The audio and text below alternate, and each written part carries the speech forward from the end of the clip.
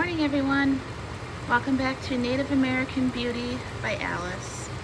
This morning I thought I would show you what I'm making for breakfast because I'm trying really hard to stay away from the oven as much as possible. So Amira, she wanted her pancakes, of course, so we were making pancakes.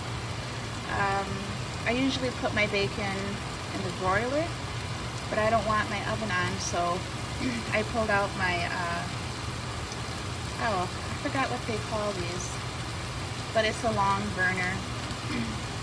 And the seasoning is Mrs. Dash. It's a Southwestern Chipotle. It gives a lot of smoky flavor to the bacon, and it has a kick to it. But yeah, so that's what we're having this morning. And also what I do is I cut the bacon in half to make it last longer. And then I think this evening I'm going to broil a couple of chicken breasts and then cut it up, and I'm going to put it into a salad, maybe with some strawberries in it with ranch dressing, or with cut up cantaloupe on the side, so that we can have a not so hot dinner.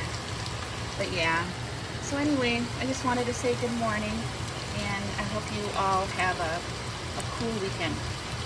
Alright, bye.